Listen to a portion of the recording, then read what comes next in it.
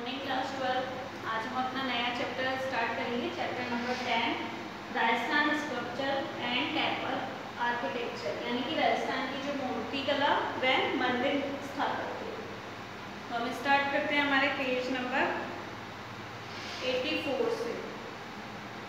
राजस्थान में मूर्ति कला एवं मंदिर स्थापत्य का इतिहास काफी प्राचीन एवं समृद्ध रहा है। Sculpture and temple architecture are closely related to each other, यानी कि जो मूर्ति कला और जो मंदिर स्थापत्य है वो बिल्कुल एक दूसरे के घनिष्ठ संबंध है, उनके अंतर संबंध है, यानी जुड़ी हुई है वो एक दूसरे के।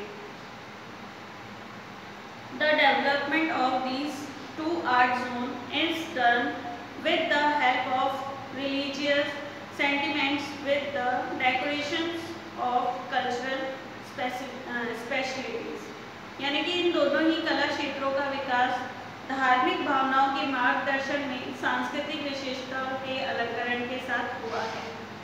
मूर्तिकला की दृष्टि से विकास के क्रम में प्रारंभिक स्वरूप आज से लगभग 4500 यानी कि 4500 वर्ष पहले ही कालीबंगा क्षेत्र से प्राप्त हुआ है। कालीबंगा कहाँ है? हमारा जो राजस्थान का हनुमानगढ़ जिला है वहाँ पे।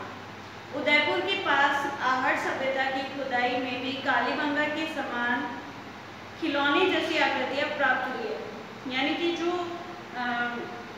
स्टैचू वहाँ पे मिले हैं उनका जो शेप है वो टॉय के शेप्स लाइक टॉयज इस तरह के प्राप्त हुए हैं।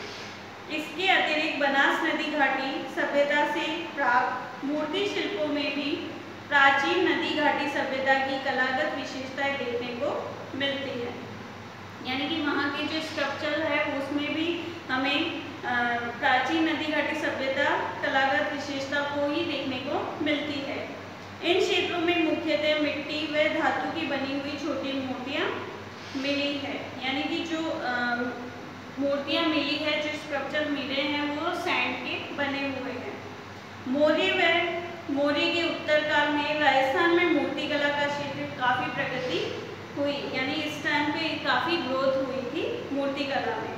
टोंक जिले में कई मृण मूर्तियाँ यानी म्यूरल्स एंड मुद्राएं प्राप्त हुई, जिनमें मातृ देवी, शिव पार्वती एवं खिलौनों की आकृतियाँ के मूर्ति शिल्पों के सुंदर भावाभिव्यक्ति हुई है।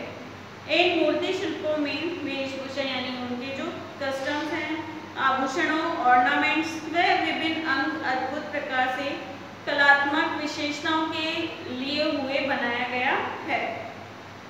शुंग काल में राजस्थान की मूर्ति कला के नवीन पथ का अनुसरण किया, एक न्यू पाथ उन्होंने यूज किया था, उन्होंने जो फॉलो किया था वो एक न्यू पाथ था जिसमें जन सामान्य की रुचि व धार्मिक भावनाओं का प्रभाव था।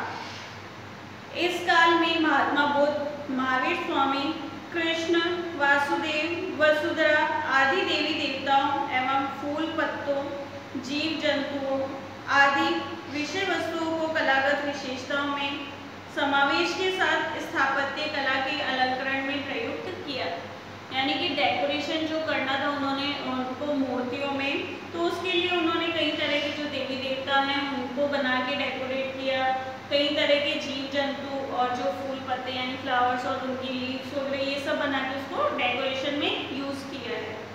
शुंगकालीन मूर्ति कला में प्रमुख क्षेत्रों में मध्यमिका, रंगमहल, नोक, नाथ, मालव नगर, विराटनगर, लालसोट, सांगर, भांडपुर नगर, सांबर, पीर नगर, अध्यापुर आदि शामिल किए जा सकते हैं।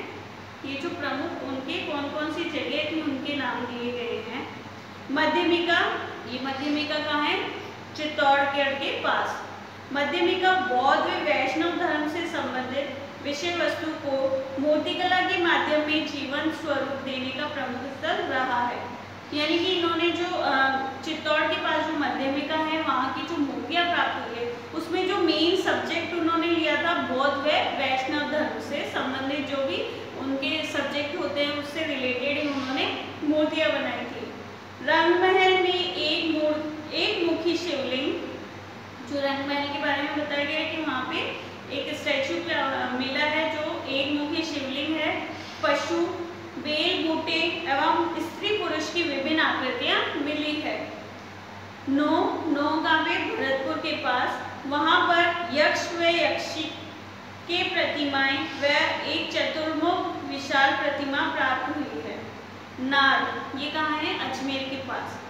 नाद में शिवलिंग की प्रतिमा प्राप्त हुई है, जिसके अधोभाग में वैष्णव देव परिवार का अंकन इसे विशिष्ट बनाता है। कुषाणकालीन अनेक बुद्ध व बोधिसत्व प्रतिमाएं भरतपुर क्षेत्र में प्राप्त हुई है। गुप्त काल में राजस्थानी मूर्तिकला पहले की अपेक्षा और अधिक समृद्ध हुई है तथा यह काल भारत के संदर्भ में मूर्तिकला का स्वर्ण युग कहा गया है, गोल्डन एज कहा गया है। इस समय गुप्त काल में राजस्थानी मूर्तिकला की पहले की अपेक्षा और अधिक समृद्ध हुई और यह काल जो है स्टोन एज कहलाता है, गोल्डन एज कहलाता है। इस काल में प्रमुख कला केंद्रों में रंगमहल, भरतपुर, विराटनगर, कल्याणपुर, डूंगरपुर एवं रेड आदि उल्लेखनीय है।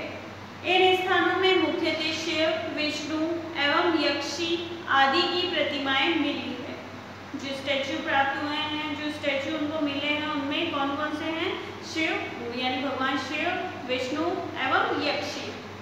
गुप्तोत्तर काल की अनेक प्रस्तर की बनी हुई, प्रस्तर यानी स्टोन की बनी हुई शिव प्रतिमाएं उपलब्ध है। इनका एक बड़ा संग्रह डूंगरपुर संग्रहालय में देखा जा सकता है। इसके अतिरिक्त राष्ट्रीय संग्रहालय नई दिल्ली व विश्व के अन्य संग्रहालयों में भी ये प्रतिमाएं संग्रहित है।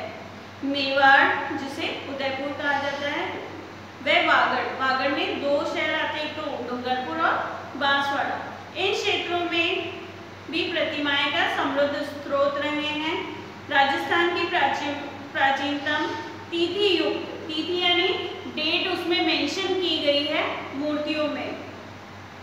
मंदिर के रूप में चंद्रभागा, जो कि झालावाड़ है, चंद्रभागा का शीतलेश्वर महादेव का मंदिर प्रसिद्ध है। मध्यकाल मूर्तिकला की दृष्टि से काफी समृद्ध रहा है। पूर्व मध्यकाल एवं उत्तर मध्यकालीन जो मेडिवल टाइम है उसके बारे में है कि उस समय मूर्तिकला अपने जन्मोत्कर्ष पर थी। इस समय के मंदिरों में देव प्रतिमाएं विभिन्न स्वरूपों में शास्त्रानुसार परिकल्पना के साथ जीवंत हुई है। यानी कि शास्त्रों में जिस प्रकार देवता का स्वरूप बताया गया है उसके अकॉर्डिंग ही वहाँ पे मूर्ति बनाई गई है। मध्यकालीन मूर्तिकला के केंद्रों में आभानेरी, आबू, अटरू, किराड़ू, बाड़ोली, ओसिया, नागदा, चित्तौड़गढ़ एवं सीकर की प्रमुख है। आभानेरी कहाँ पड़ता है? दौसा पे। आभानेरी में स्थित हर्षद माता के मंदिर की मूर्तियां विशिष्ट मुद्राओं के लिए प्रसिद्ध है। अटरू के शिव मंदिर की पार्वती की मूर्ति अत्यंत सुंदर व कलात्मक लक्षणों के लिए है। जैन धर्म से संबंधित प्रतिमाएं नाडोल, लाडनू, ओसिया, देलवाड़ा, रणकपुर, पल्लू, झालरापाटन, केशवराय पाटन आदि स्थलों पर सुंदर रचना व अभिव्यक्ति के साथ देखी जा सकती है। आधुनिक भारतीय मूर्तिकला के युग में निर्मित कीर्ति स्तंभ, जो कि कहाँ है? चित्तौड़गढ़ में। कीर्ति स्तंभ को भारतीय मूर्तिकला का शब्दकोश भी कहा जाता है।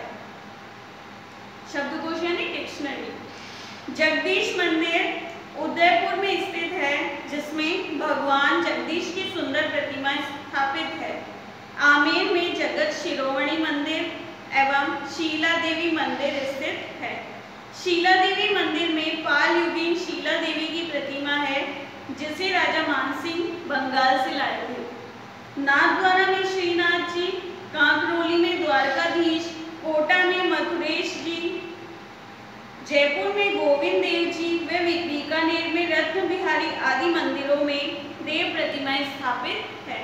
देव प्रतिमा यानी भगवान की जो मूर्तियां लगी हुई है उन्हें कहा जाता है देव प्रतिमाएं। मंदिर स्थापत्य कला की दृष्टि से राजस्थान का उत्तरी भारत में महत्वपूर्ण स्थान है।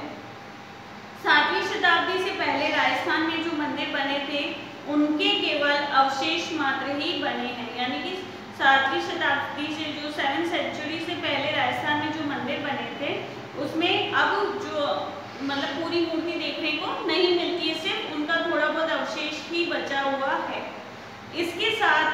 इसके बाद 7वीं से 10वीं शताब्दी में यहाँ अनेक मंदिरों का निर्माण हुआ तथा कई क्षेत्रीय शैलियों का विकास हुआ।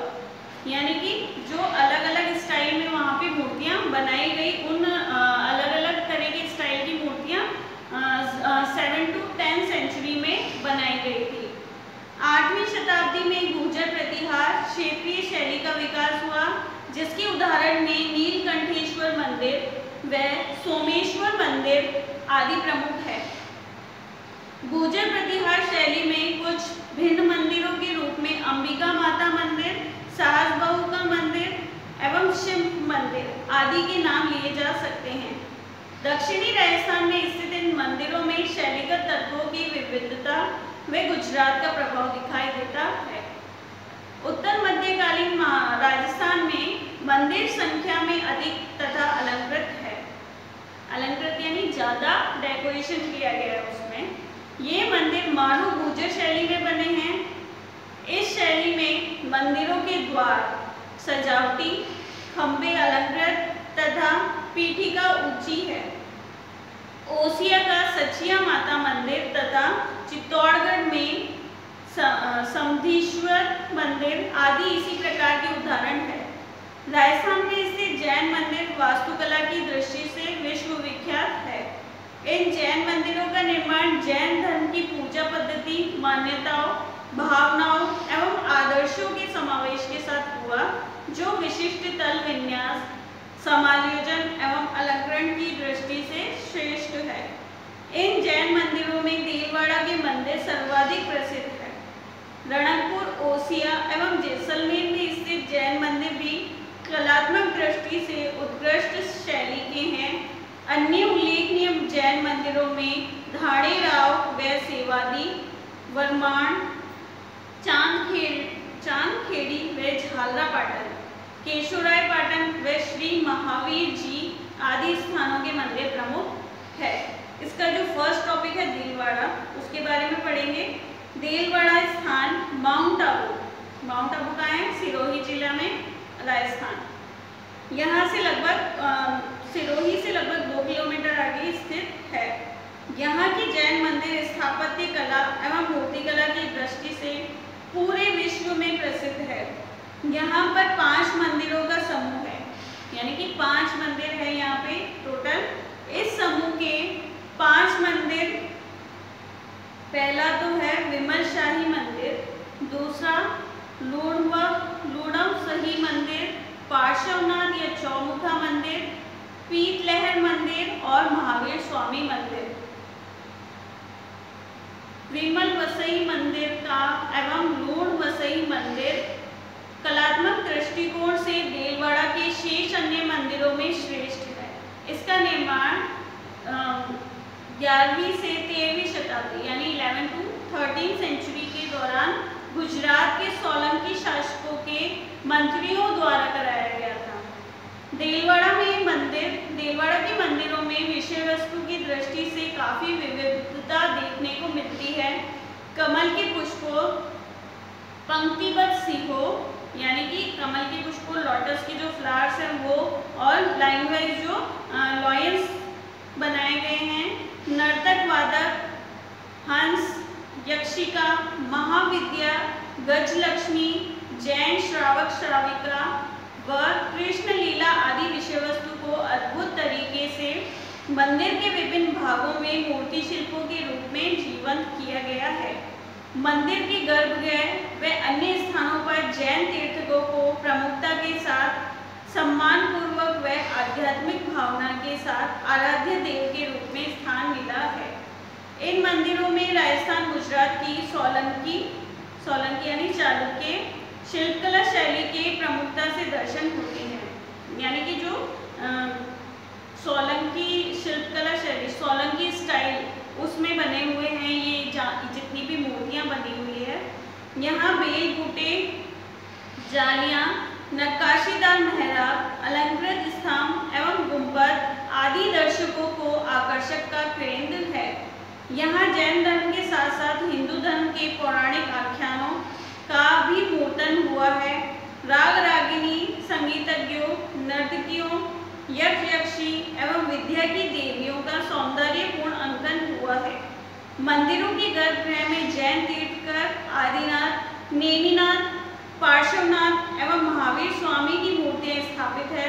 मंदिर की मूर्तियों में गोल व छोटा मुख तथा तीखे नयन नक्श का अंकन हुआ है। अलंकरणों की अत्यधिकता व आकृतियों की पुनरावृत्ति को इन मंदिरों की शिल्पकला में प्रमुख दोष के रूप में माना जा सकता है। इसका जो मंदिर है पहला, विमल शाही मंदिर। देलवाड़ा में स्थित पांचों मंदिर के समूह में विमल शाही मंदिर सबसे प्राचीन है, यानी सबसे पहले का जो मंदिर है वो विमल शाही है। आप पिक्चर नंबर 1 में देख सकते हैं। इसका निर्माण 1031 यानी 1031 ईस्वी में गुजरात के सोलंकी शासक भीमदेव के मंत्री विमल शाह ने करवाया था। इस मंदिर को बनाने में उस समय लगभग 19 करोड़ रुपए खर्च हुए तथा 1500 शिल्पियों और 1200 श्रमिकों ने 14 वर्ष के अथक परिश्रम से इस मूर्ति एवं शिल्पकला का एक उत्कृष्ट उदाहरण के रूप में स्थापित किया। यानी कि इस मंदिर को बनाने में 14 इयर्स लगे थे और जो मेन 1500 शिल्पी 1500 जो शिल्पकार थे उन्होंने और 1200 श्रमिक इन्होंने काम किया था। इसके निर्माण में प्रयुक्त संगमरमर के पत्थर को गुजरात में स्थित अंबाजी से हाथियों पर लाद कर यहाँ लाया गया था। यह मंदिर प्रथम जैन तीर्थकर ऋषभदेव को समर्पित है तथा गर्भगृह में आदिनाथ की सफेद संगमरमर की प्रतिमा स्थापित की गई है। यानी कि जो मेन उसका मूर्ति रखी जाती है, भगवान की पूजा घर है, वहाँ पे आदिनाथ की मूर्ति रखी गई है जो सफेद रंग की है और मार्बल की बनी हुई है। यह मंदिर अपनी अद्भुत अलंकृत नक्काशी एवं विश्व कला की उत्कृष्टता से दर्शकों को आश्चर्यचकित करता है। इसमें मुख्यतः 3 भागों में विभेदित किया जा सकता है। पहला है गर्भगृह, रंगमंडप एवं प्रदक्षिणा पथ। इस मंदिर के गर्भगृह में श्वेत संगमरमर से बनी प्रथम जैन तीर्थकर आदिनाथ की प्रतिमा स्थापित है। यानी कि जो उनका स्ट्रक्चर लगा हुआ है वो लगभग 2 मीटर ऊंचा है। इस प्रतिमा में तीर्थकर को आसनस्थ मुद्रा में आध्यात्मिक ओज के साथ दर्शाया गया है। इस मूर्ति शिल्प में नासाग्र दृष्टि, शिवंश चिन्ह, अजान बाहु व कुंतल केश विन्यास के साथ आध्यात्मिक भावनाओं का सुंदर सम्मिश्रण किया गया है। मंदिर के प्रदक्षिणा पथ में 57 कोठरियां या देवकुलियां बनाई गई है। देवकुलियों में विभिन्न तीर्थंकरों की आकर्षक मुद्राएं प्रतिमाएं लगाई गई है। कुलिकाओं के सामने की छत 2-2 गुंबदों के साथ विभेदित है जिसमें सुंदर शिल्प कृतियों का उत्कीर्ण किया हुआ है। इन शिल्प कृतियों के सिंह, नर्तक वादक, कमल पुष्प, गजलक्ष्मी, कृष्ण की जल क्रीड़ा एवं तीर्थंकरों के जीवन से संबंधित घटनाएं आदि को जीवंतता के साथ संजोया गया है। प्रदक्षिणा पथ में महामानसी, रोहिणी, अप्रतिचक्रा, सरस्वती एवं महालक्ष्मी आदि की प्रतिमाएं भी विशेष रूप से उल्लेखनीय है। अष्टभुजाकार में 8 मीटर व्यास वाला रंग मंडप इस मंदिर का सबसे अधिक अलंकृत, कलात्मक व आकर्षक भाग है। सबसे ज्यादा जो डेकोरेट किया गया है किस चीज को, रंग मंडप को। इसका निर्माण 1149 यानी 1149 ईस्वी में पृथ्वीपाल ने करवाया था।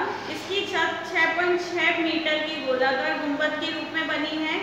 यह गुंबद 12 अलंकृत स्तंभों एवं तोरणों पर आश्रित है। गुंबदों में हाथियों, हंसों, अश्वों एवं नर्तकों आदि आकृतियों के 11 सरल केंद्रीय वलय बनाए गए हैं। यानी कि जो केंद्र बनाया गया है उसके साथ में 11 और ये बनाए गए हैं, उसमें अलग अलग मूर्तियां चित्र बनाए गए हैं। गुंबदों के केंद्र के नीचे और झुकती हुई स्थिति में झुमकों को उत्कीर्ण किया गया है। गुंबद के परिधीय के भाग में 16 महाविद्या देवियों के साथ खड़ी हुई स्थिति में सुंदरता के साथ साकारा गया है। रंग मंडप के स्तंभों पर वाद्य यंत्र बजाते हुए नारियों को उत्कीर्ण किया गया है। इसका जो नेक्स्ट मंदिर है लूणम सही मंदिर, वो हम नेक्स्ट वीडियो में देखेंगे। आज हम